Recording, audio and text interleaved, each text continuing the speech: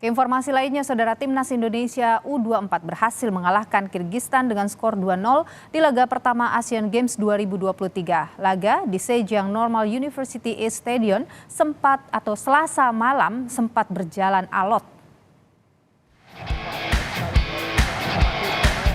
Setelah laga berjalan alot di babak pertama, Ramai Rumakik memecah kebuntuan di menit ke-58. Usai menerima umpan dari Muhammad Taufani, Ramai melakukan aksi individu melewati dua pemain Kirgistan. Ramai Rumakik mencetak gol dari tendangan keras di luar kotak penalti. Di masa injury time, Timnas justru menggandakan keunggulan.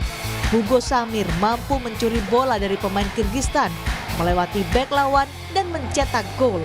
Skor 2-0 ini bertahan hingga laga usai. Timnas U24 selanjutnya akan menghadapi Taiwan di laga kedua Grup F. Ketajaman timnas asuhan Indra Syafri sempat disorot karena salah satu ujung tombak timnas, Ramadan Sananta, tak ikut berlaga di Asian Games karena tak dilepas Persis Solo. Ketua Umum PSSI Erick Thohir mengapresiasi penampilan timnas sepak bola U24 yang berhasil meraih kemenangan pertama di Asian Games 2023. Erick dalam akun Instagramnya menyebut kemenangan tadi malam sebagai awal yang bagus bagi penampilan timnas di Asian Games kali ini dan meminta timnas tetap fokus dan semangat di ajang ini. Kemenangan timnas U24 Indonesia atas Kirgistan membuat timnas untuk sementara memimpin grup F. Meski memiliki poin yang sama dengan Korea Utara, timnas berada di atas Korea Utara karena punya poin kedisiplinan yang lebih baik. Dan Saudara, untuk mengulas peluang dan juga penampilan timnas U24 Indonesia di Asian Games 2023 yang berlangsung di Hangzhou, Tiongkok, Saudara, kita sore ini sudah bersama dengan pengamat sepak bola, ada M. Kusnaini. Bung Kus, selamat petang, sehat selalu. Selamat petang, Nilu, sehat-sehat selalu. Ya, jadi Bung Kus, kalau melihat penampilan timnas U24 tadi malam, yang awalnya ini kan sempat diragukan, khususnya untuk lini depan. Bagaimana Anda melihat, Bung? Iya, ini agak bisa dibilang penyakit lama timnas ya, di berbagai kelompok umur, bahkan tim senior. Kalau pertandingan pertama itu selalu mainnya kurang tenang, udah kehilangan bola, seperti kurang nyaman mainnya gitu ya. Dan itu terjadi di babak pertama. Lini tengah kita kurang berani pegang bola, kurang berani memainkan bola, sehingga ketika pegang bola maunya buru-buru dilepas ke depan. Itu yang membuat serangan-serangan kita jadi banyak mudah dipatahkan oleh para pemain lawan ya. Ditambah lagi dalam pertandingan pertama kita memang Titan Agung tidak bermain sesuai dengan harapannya. Sepertinya masih agak kurang bisa memainkan peran sebagai seorang target man. Di situ terasa bahwa kita memang kehilangan Ramadan Sananta.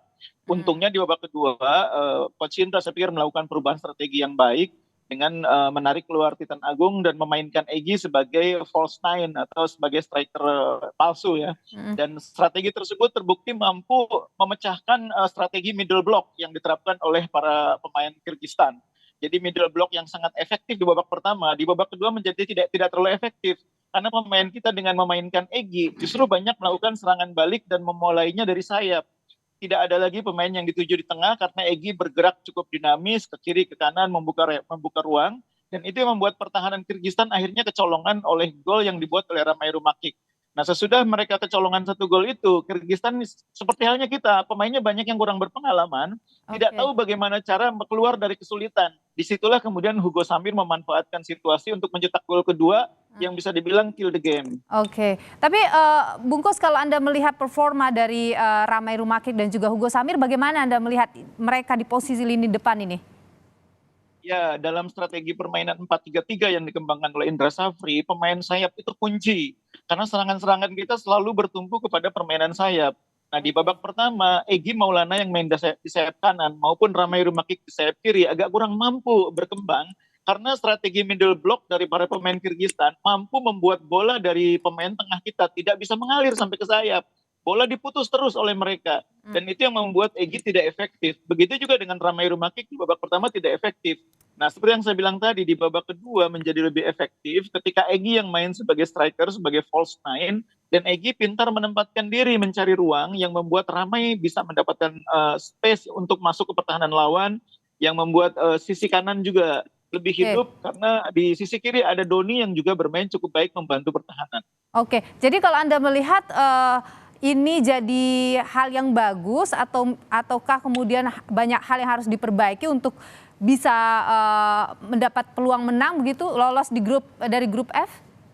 Masih banyak yang harus diperbaiki. Nomor satu adalah bagaimana kita mendapatkan pemain yang tepat untuk bermain di posisi nomor 9. Sekarang Titan belum? Agung di pertandingan pertama Titan Agung bermain belum sesuai harapan ya, masih demam panggung. Di babak kedua Egy pun sebagai pemain nomor 9 menjadi tidak efektif ya, karena seperti yang saya bilang dia bukan karakter nomor 9, dia nomor 10 atau Oke. bahkan nomor 7. Nah, cuma untungnya kemarin seperti yang saya bilang, perhatian lawan banyak tertuju kepada Egy. Pada saat itulah Ramai Rumakik berhasil mencuri peluang, termasuk Hugo Samir melalui serangan balik cepat dari sisi sayap. Nah, ini yang harus terus diperbaiki oleh Coach Indra, bagaimana strategi 4-3-3 ini bisa berhasil kalau kita punya striker yang kuat pegang bola, menjadi Oke. pemantul bola. Serangan dari sayap itu kalau dalam strategi 4-3-3-nya Coach Indra akan diakhiri dengan sebuah cutback ke dalam kotak penalti. Di situ dibutuhkan striker yang kuat. Oke, Bungkus, bagaimana Anda melihat peluang timnas lawan Taiwan dan juga Korea Utara? Saya pikir China Taipei meskipun sudah melakukan perubahan pemain ya, berbeda dengan pemain U23 yang sebelumnya sempat dibantai oleh timnas U23 kita, materinya tidak terlalu banyak berubah ya, masih mengandalkan pemain-pemain dari kampus ya, dari NTUS maupun dari kampus yang lain ya, termasuk dari klub-klub lokal seperti Hang Yuen, Futuro. Jadi materinya kalau saya lihat di pertandingan pertama menghadapi China Taipei, menghadapi Korea Utara itu tidak terlalu bagus juga. Harusnya sih secara teori kita bisa mengalahkan China Taipei di pertandingan kedua nanti. Oke, baik, Bung. Bahkan menurut saya menghadapi Korea Utara pun pemain kita punya kemampuan. Ya, Bungkus. Baik. Bungkus Naini, pengamat sepak bola. Ini sepertinya ya. Terima kasih Bungkus atas tadi ada sempat kita masalah dengan audio, tapi terima kasih Bungkus atas pandangan Anda di Kompas Petang hari ini. Sehat selalu.